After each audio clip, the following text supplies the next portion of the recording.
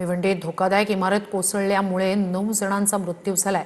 नारपोली गंगाराम वाडी परिसरातील कोहिनूर इमारत रात्रीच्या सुमारास कोसळली। आपत्ती व्यवस्थापन मंत्री गिरीश महाजन दुर्घटनास्थळी पाहणी करणार आहेत।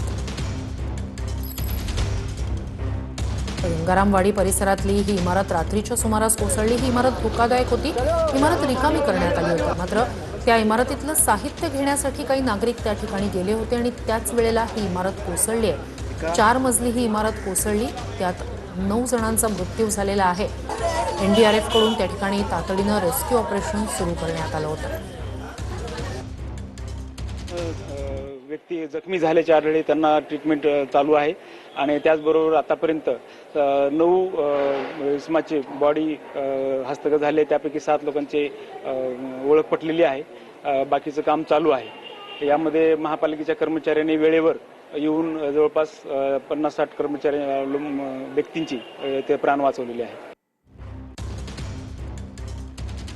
तर उपमुख्यमंत्री सुनेत्रा पवार यांचे या संदर्भातलं ही एक्सपोस्ट पाहतोय। निष्पाप नागरिकांचा दुर्दैवी मृत्यू झाल्याची घटना अत्यंत वेदनादायी आहे। या दुर्घटनेत मृत्युमुखी पडलेल्या सर्वांना भावपूर्ण श्रद्धांजली अर्पण करते।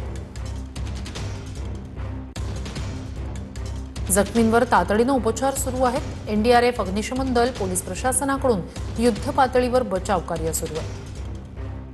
दुर्घटनेतील प्रत्येक बाधित कुटुंबाला आवश्यक ती सर्व मदत आणि सहकार्य उपलब्ध करून देण्यासाठी प्रशासन प्रयत्न करत आहे।